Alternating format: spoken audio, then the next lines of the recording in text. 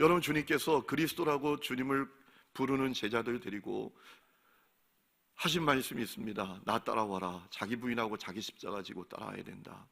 여러분, 그것이 얼마나 영광스러운 것인지 분명히 변화산에 올라가셔서 보여주셨어요. 자, 봐라, 너희들이 꿈에도 생각하지 못한 세계가 있다.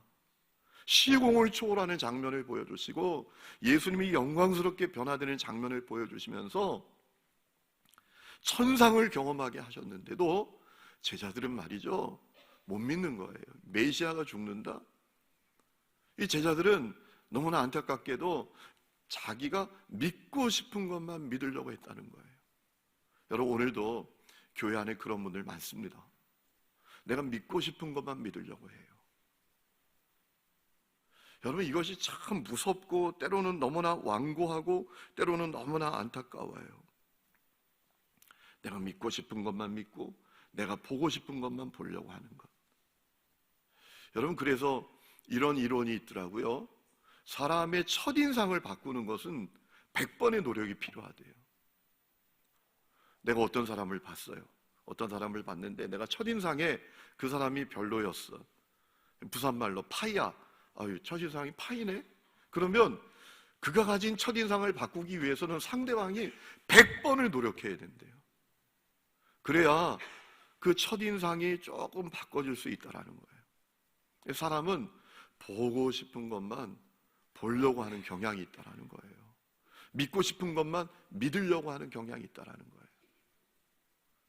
여러분, 저는 우리 하느님 교회 성도들이 주님이 말씀하시는 것을 믿고 주님이 보게 하시는 것을 보는 분들이 되시기를 축원합니다. 주님이 아무리 말씀하셔도 내가 안 믿고 싶은 건 안 믿는 거야. 여러분, 그런 분들 많잖아요. 죄송해요, 또 이렇게 얘기하네. 제가 나이가 드나 봐요. 전에는 그렇게 얘기하지 않았는데 비웃음은 건강에 해롭습니다. 제 얘기가 좀 웃기면 그냥 웃으세요. 목사님이 무슨 벌써 나이가 든다 그래. 제가 정말 그러나 봐요. 예전에는 제가 사역할 때 그랬거든요. 목사님들이 꼭 교인들을 야단칠 때 없는 사람들을 야단치더라고요. 있는 사람들은 괜히 와가지고 없는 사람 야단을 자기가 받더라고요. 근데 어느 순간부터 제가 그러고 있어요. 욕하면서 배운다는 말이 똑같은 말인 것 같아요. 여러분, 이런 게 있어요. 부엌에 나는 안 가. 특세? 나는 안 가. 나는 그냥 주일만 나가, 주일만. 여러분, 사람이 믿고 싶은 것만 믿어요. 보고 싶은 것만 보아요. 이 자아가, 우리 완고한 자아가 얼마나 이것이 돌덩어리 같이 금강석 같은지. 여러분, 하나님께서 이스라엘 성들의 마음을 금강석이라고 한 그 말씀이 때로는 이해가 안 되니까요. 사람 마음이 금강석 같아요. 안 변해, 안 변해. 이거 뭐 다이나마이트로 갖다 깨도 안 깨질 정도가 아닌가, 이런 생각이 들 때가 많아요. 내가 믿고 싶은 것만 믿으려고 해요. 보고 싶은 것만 보려고 해요. 여러분, 생각해보세요. 제자들이 그렇단 말이에요. 제자들이 십자가와 부활에 대해서, 예수님이 고난받으실 것에 대해서, 십자가 고난을 통해서 온 세상을 구원하시는 것을 제자들이 똑똑하게 알도록 갈릴리 통과하시면서, 여러분, 그 갈릴리에 예수님 기다리고 있는 사람들이 얼마나 많습니까? 예수님 이제나 오실까 저제나 오실까, 예수님 만나야 되는데, 예수님 만나야 고침받는데, 예수님 만나야 우리 아이들이 살아나는데, 그 많은 사람들 놔두고 예수님께서 12제자만 꼭 데리고 그들에게 십자가와 부활에 대해서 그들이 정확하게 깨닫도록 특별 교육을 하셨는데도 32절 말씀 다시 보세요. 제자들은 그 말씀의 뜻을 깨닫지 못했다. 자기들이 믿고 싶은 것만 믿으려고 했다 라는 거예요. 여러분, 저는 우리 하느님 교회 성도가 다시 한번 말씀드리지만, 주님이 말씀하시는 것은 믿고 주님이 보게 하시는 것은 보는 분들이 되시기를 축원합니다. 완고한 자. 여러분, 그렇기 때문에 제가 이 말씀을 묵상하면서 제가 만남의 복에 대해서 많이 얘기하잖아요. 우리 어느 성도님은 그러시더라고요. 자기는 만남의 복을 위해서 기도하는 목사님은 처음 봤대요, 저를. 여러분, 제가 사역을 하면서 깨달은 바예요. 만남이 그 인생을 좌우해요. 만남이.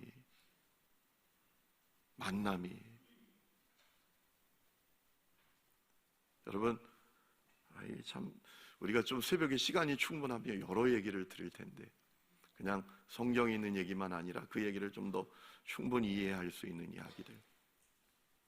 제가 첫 목회했던 교회에 감독님이 한 분 나오셨어요.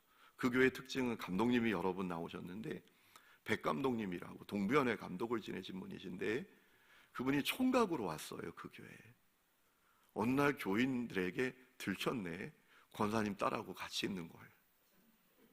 그래서 그 권사님 딸이 그 총각 전도사님하고 결혼을 했어요. 그래서 동부연회 감독님 사모님이 된 거야. 그런데 놀라운 사실은요, 그 권사님 딸이 초등학교도 못 나왔어. 무슨 얘기인지 아시죠? 초등학교도, 또 이런 얘기하면 우리 청년들이 많이 없으니까 그래도 다행이네. 이게 다행인지 아닌지. 예? 우리 청년들도 이런 얘기하면 목사님은 남성 편향주의, 남성 우월주의자라고.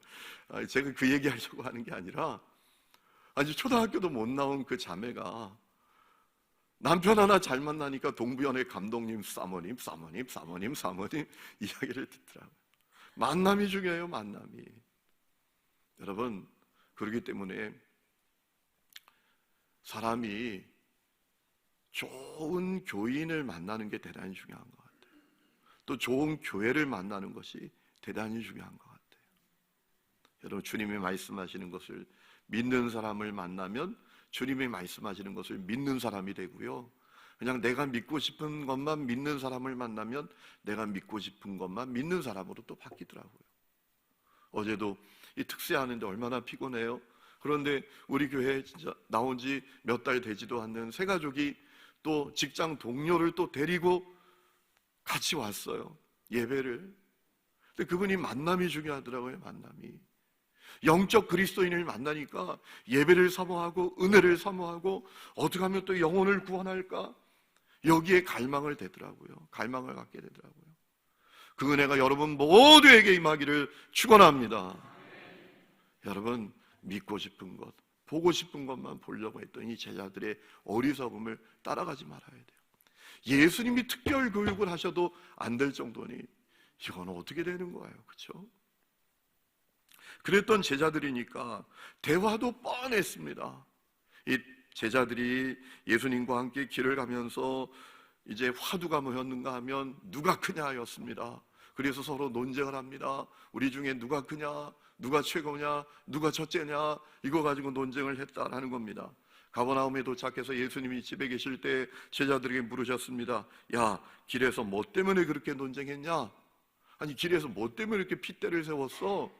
길에서 뭐 때문에 너희들 그렇게 서로 표정이 안 좋았어? 뭐 때문에 그리 이야기한 거야? 라고 물으셨더니 유구무원입니다. 대답을 못했어요. 대답을 못하죠. 우리가 누가 크자고 했어요. 이렇게 어떻게 말씀을 드려요? 주님께서 왜 모르셨겠어요? 다 아셨지. 우리 사람 마음에 스치는 생각까지도 아시는 분이신데 말이죠.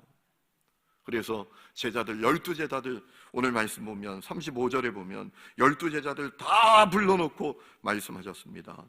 누구든지 첫자가 되고자 하면 뭇사람의 끝이 되고 뭇사람을 섬기는 자가 되어야 하리라. 아멘. 섬김의 삶을 살아야 돼. 겸손한 봉사자가 되어야 돼. 그저 성공하기 위해서 세상 축복 때문에 첫째 되려고 높아지려고 발버둥치는 삶, 그거 아닌 거야. 섬김의 삶을 살아야 돼. 겸손한 봉사자가 되어야 돼. 첫째 되고 싶어? 그러면 끝이 돼봐. 높아지고 싶어? 낮아져봐 라고 하신 거예요.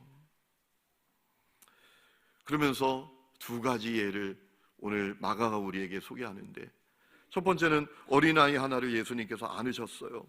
그리고 말씀하셨어요. 누구든지 내 이름으로 이런 어린아이 하나를 영접하면 곧 나를 영접합니다 라고 하셨다는 거예요. 여러분, 이 말씀 가운데 담겨있는 예수님의 메시지의 핵심은 뭐예요? 높아지려고, 첫째 되려고 차별하지 말아라. 낮아져야 돼. 끝에 있어야 돼. 섬김의 삶을 살아야 돼. 그러기 위해서 높아지려고 차별하지 마라. 높아지려고 사람 차별하지 마라. 왜 어린아이 하나를 안고 그 말씀을 하셨을까요? 여러분, 어린아이는 받을 게 없어요. 어린아이는 우리에게 유익이 없어요. 어린아이에게 무슨 유익이 있어요? 그냥 다 줘야 돼요. 줘야 돼.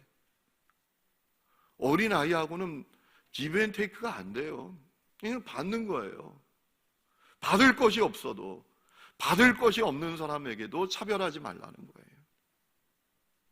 여러분, 우리가 가만히 보면 참 우리 모습이 어떻게 보면 안타까울 때가 있잖아요. 내게 도움이 되는 사람에게는 그렇게 친절하고, 도움이 되지 않는 사람에겐 친절하지 않고, 도움이 되는 사람은 좀 인정해주고 아닌 사람은 거들떠보지도 않고.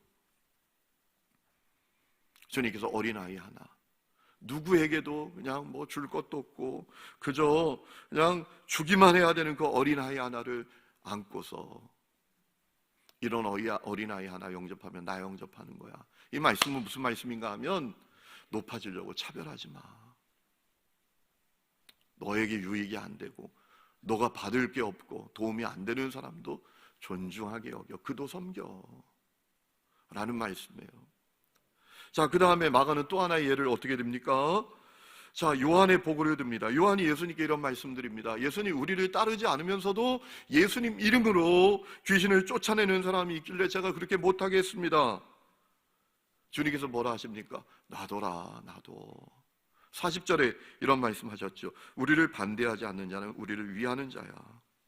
놔둬, 그렇게 하지 마. 여러분, 예수님께서 이 말씀을 통해서 하시고자 했던 핵심은 뭐예요? 높아지려고 편가르게 하지 마.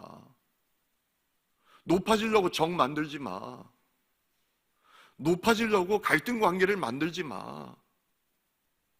라는 말씀이에요. 여러분, 우리가 그냥 나의 유익을 위해서, 내가 성공하기 위해서, 내가 첫째가 되기 위해서, 내가 높아지기 위해서 갈등 관계를 만들잖아요. 편가르게 할 때가 많잖아요. 누구를 죽이려고, 밟으려고 적을 만들잖아요. 그거 하지 마. 섬김은 그런 게 아니야. 겸손한 봉사자가 된다는 건 높아지려고 편가르게 하고 헤게모니 싸움하고 그런 거 아니야. 여러분, 왜 우리에게 적이 생깁니까? 왜 갈등 관계가 형성이 됩니까? 높아지려고 적 만드는 거예요. 갈등 관계가 만들어지는 거예요. 여러분, 그냥 나는 당신의 종입니다. 이러면 누가 우리의 적이 되겠어요? 그렇죠?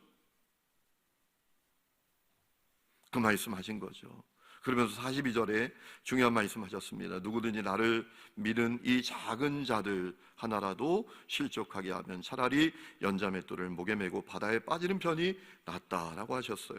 여기 실족이라는 단어는 히라버로 스칸달라조라는 단어인데, 넘어지게 하다, 썩나게 하다, 이런 뜻입니다. 높아지려고 차별하지 마, 무시하지 마. 높아지려고 누구 소외시키지 마. 그래서 그 마음에 성질나게 만들지 마. 그거 하나님 기뻐하시는 거 아니야 라는 말씀이죠.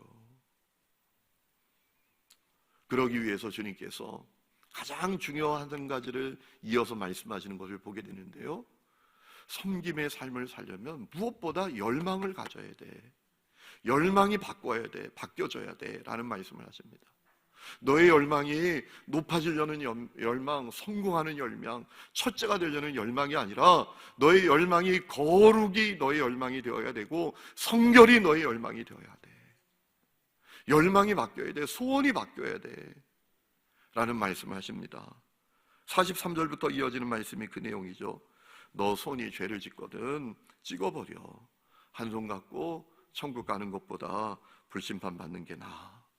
45절 말씀에 보면 너 발이 죄를 짓거든 잘라내. 한 발로 천국 가는 것이 두 발 갖고 지옥 가는 것보다 나아. 47절 너 눈이 죄를 짓거든 빼버려. 한눈으로 천국 가는 것이 두 눈 갖고 지옥 가는 것보다 나아. 여러분, 이 말씀은 어떤 말씀이에요? 정말 우리가 내 손이 이렇게 죄를 지었다고 손을 잘라버려요? 그러면 우리는 그냥 손이 100개라도 모자랄 거예요. 그렇죠? 예? 그렇지 않으세요? 여러분, 인정을 별로 안 하시나요? 예? 우리 눈이 범죄한다고 이 눈을 빼버리면 눈 2개로 부족할 것 같아요. 여러분, 주님께서 하시고 싶어하는 말씀이 뭐예요? 소원이 바뀌어야 된다. 열망이 바뀌어야 된다라는 거예요. 섬김의 삶을 살려면 열망이 바뀌어야 돼. 열망이. 소원이 바뀌어야 돼. 그저 세상 정욕으로 충만해서 누구보다 앞서가고 높아지고 축복받고, 여러분, 축복 좋죠, 받으면. 그런데 그것보다 더 중요한 것, 열망이 바뀌어야 된다. 주님이 원하시는 건 섬김의 삶을 사는 건데, 그러기 위해서는 열망이 바뀌어야 된다. 제가 여러분 예전에 한번 드린 얘기 같은 너무나 선명한 얘기예요. 어떤 왕이 말이죠, 돼지, 애완돼지를 키웁니다. 취미도 특별하죠. 고양이도 있고 개도 있는데 돼지를 애완돼지로 키웁니다. 근데 이 녀석이 얼마나 씻겨놓으면 가서 뒹굴고, 씻겨놓으면 진창에 가서 뒹굴고, 씻겨놓으면 막 그냥 하수구에 가서 뒹굴고, 너무너무 속이 상한 거예요. 돼지를 너무 이뻐하니까. 왕이 너무너무 근심하니까 어느 신하가 건의를 합니다. 신하, 왕이시여, 그 돼지를 완전히 바꾸는 방법이 있습니다. 돼지가 다시는 진창에 가서 하수구에 가서 뒹구는 방법이 있습니다. 뭐냐? 제가 그냥 하는 대로 하시겠습니까? 아유, 그렇게 할게 해봐. 그랬더니 그 신하가 이제 그 종에게 가서 시퍼런 칼을 갖고 오라고. 칼을 갖고 왔습니다. 이 칼을 들고 신하가 돼지를 확 붙들고 돼지 배를 확 가르려고 그러는 거야. 왕이 깜짝 놀라가지고 뭐 하는 거야 지금? 그만 당장 그만두지 못해? 그랬더니 신하가 그러더래요. 이 돼지 심장을 바꿔야 합니다. 이 돼지 심장이 지금 시궁창에 가서 뒹구는 심장이기 때문에 이 돼지 심장을 양심장으로 바꿔야 이 돼지가 가서 다시 안 뒹굽니다. 했더니 왕이 끄떡끄떡 고개를 끄덕이고 다시는 애태우지 않았다라는 거예요.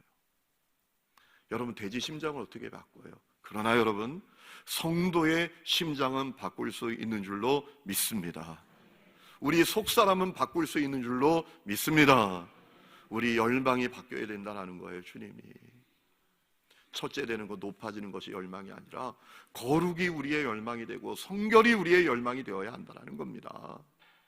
그래야 섬김의 삶을 살 수 있다라는 말씀이죠.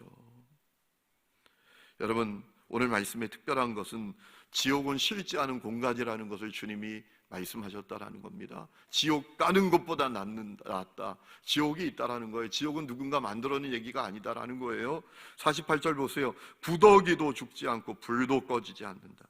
구더기는 원문에 보면 스클렉스라는 단어인데 벌레입니다. 벌레. 이 벌레를 왜 구더기라고 번역을 해놨는지는 모르겠는데 더 실감이 나서 그렇게 번역을 한 거겠죠. 여러분, 벌레도 안 죽어요. 벌레가 우리 손으로 팍 치면 죽잖아요. 그런데 지옥엔 벌레도 안 죽어요. 여성들, 여러분, 지옥 가시면 안 됩니다. 벌레 무서워하잖아요. 애들이 그냥 수련회 가면 요만한 벌레 하나 보도 무슨 큰일이 하는지 알고 막 깜짝 놀래가지고 가보면 목사님, 여기 벌레가 있어요. 그래요. 벌레가 안 죽어요. 벌레가 우글우글거립니다. 여러분, 섬김의 삶을 향한 강한 열망을 가지라라는 거예요. 사람은 결국 제가 보니까 소원대로 움직여요. 열망을 가진 대로 움직입니다. 우리 교우들 가운데에도요, 어느 날 가만히 보면 이분이 참 거듭난 그리스도인 같고 신실한 그리스도인 같고 초점이 주님께 맞춰져 있는 분 같은데 아닌 분들이 가끔 있어요. 뭐 대단한 죄를 짓는 것이 아니라 아이가 좀 크잖아. 이사 가야 되는데 이사. 저 목동으로 이사 가야 되고 강남으로 이사 가야 된다는 거예요. 학군 좋은 데로 가야 돼요. 애들을 위해서. 아, 이분이 사실은 거듭난 게 아니라 아이들이 신이었구나. 그냥 세상 아이들처럼 성공하는 거, 최고 되는 거, 그것이 그분의 소원이에요. 그래서 결국은 막 얘기하죠.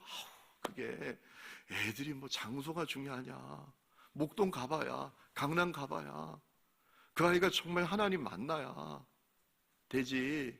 이 성북동에 살아도 정말 하나님 기뻐하시는 아이가 될 수 있고, 강남 가서 살아도 잘 못 될 수도 있다. 중요한 건 그 아이가 하나님 앞에 바로 서는 거지 강남 가는 게 중요한 게 아니다 라고 해도 안 듣더라고요. 얼마나 속상한지 몰라요. 얼마나 또 핑계는 잘 되는지. 기도해 본다는 거야. 저는 세상에서 안 믿는 얘기가 기도해 본다는 얘기예요. 아유, 목사님 제가 기도해 볼게요. 그럼 기대를 하죠. 아야, 기도해 보겠지. 정말 기도해 보고 주님의 음성을 주시겠지. 웬걸? 목사님 며칠 날 이사 가요? 그래요. 여러분, 소원대로 움직이더라고요. 소원대로. 주님이 기뻐하시는 소원을 가지시기를 축원합니다. 주님이 원하시는 열망을 가지시기를 축원합니다. 여러분, 오늘 좋은 우리 여기 자매가 있네요. 강북구에 살아도 서울대 가잖아요. 어디 가서 사느냐가 중요한 게 아니에요. 소원이 어떠냐가 중요하지. 시간이 많이 갔는데요, 빨리 마칩니다. 자, 주님이 그 말씀을 하시면서 섬김의 삶을 사는 것이 결코 쉽지는 않을 것이다 라고 말씀을 하십니다. 49절 말씀 보면 사람마다 불로써 소금 치듯 함을 받으리라. 자, 세번역 성경에 이렇게 번역했습니다. 불로써 소금 치듯 함을 받으리라, 이 말씀이 더 아주 실감나게 번역을 해놨는데요, 사람이 소금에 절여지듯이 불에 절여질 것이다, 이렇게 번역을 해놨어요. 확 이해가 되시죠? 그렇죠? 여러분, 소금에 절여지는 배추의 입장을 생각해 보세요. 우리는 김치를 맛있게 먹지만 배추의 입장을 생각해 보셨나요? 나는 쌩쌩했는데, 나는 얼마나 싱싱했는데 이것들이 내 몸에 소금을 범벅을 만들어 가지고 막 쭈그러들고, 물컹물컹해지고. 소금에 절여지는 것이 얼마나 큰 고통이에요. 불에 절여진다면 어떻겠어요? 소금에 절여지듯이 불 속에 우리가 들어간다라는 얘기죠. 섬김의 삶을 사는 것이 참 쉽지는 않다라는 거예요. 이래도 너 섬기면서 살겠다고 뭐 그렇게 까불래? 그런 핍박, 그런 억측, 그런 조롱, 그런 어려움 많다라는 거예요. 때로는 눈물. 나도 높아지고 싶은데, 나도 잘 나가고 싶었는데, 나도 저렇게 그냥 자기만 알고 살면서 다른 사람은 어떻게 되니 죽든지 말든지 그냥 나만 잘 되면 되지 그러면서 저렇게 그냥 뻔드르르하게 살 수도 있었는데, 때로 이런 서글픈 마음도 들면서. 제가 예전에 어느 사역자를 만났는데 그러더라고요. MDB 출신이에요. 우리 한국의 아주 유명한 대학을 졸업을 했어요. 근데 주님의 부르심을 받고 사역을 이제 자기가 하게 된 거예요. 가끔 동기들 만나면 어떨 땐 너무 위축이 된대요. 이놈들이 얼마나 잘 나가는지 사회에서. 그런데 자기는 그냥 교인도 몇 명 되지 않고 힘들고 어렵고, 때로는 정말 눈물이 날 때도 있대요. 여러분, 섬김의 삶을 사는 건 결코 쉽지 않다라고 주님이 이미 말씀하셨어요. 49절 사람마다 불로써 소금 치듯 함을 받으리라. 쉽지 않다라는 겁니다. 그러나 그것이 주님이 원하시는 길이라는 거예요. 그것이 자기 부인 자기 십자가라는 거예요. 여러분, 자기 부인 자기 십자가가 그냥 모호한 게 아닙니다. 뜬구름 잡는 얘기 아닙니다. 아주 실제적인 겁니다. 50절 말씀 보면 소금은 좋은 것이로되 만일 소금이 그 맛을 잃으면 무엇으로 이를 짜게 하리요? 너희 속에 소금을 두고 서로 화목하라. 겸손한 봉사자가 되라. 섬김의 삶을 살라. 그래서 삶 속에서 맛을 내라. 여러분, 가정에 섬기는 사람이 한 사람 있잖아요. 그럼 그 가정이 편안해집니다. 교회에 진정한 섬김의 사람이 한 사람이 있잖아요. 그 공동체가 편안해집니다. 여러분, 그리고 그를 통해서 구원받는 사람이 생겨요. 변화되는 사람이 생겨요. 주님의 사실 목적은 그거예요. 여러분, 때때로 와, 정말 이 사람이 변화되려나, 그런 고통을 당하면서 평생 사는 부인이나 남편이 있어요.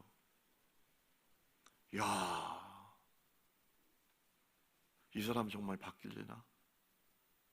근데 주님이 그에게 원하시는 건 그를 위해서 섬김의 봉사자가 되는 거예요.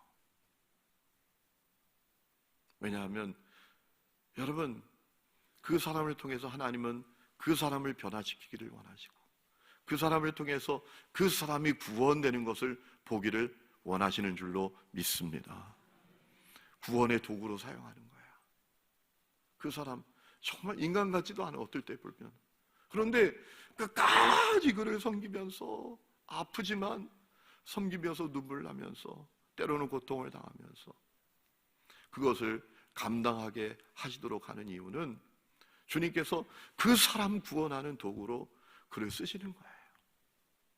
오늘 여러분 가운데 혹시 그런 형편 가운데 있는 분들이 있다면 여러분 힘을 내시기를 주의 이름으로 축원합니다.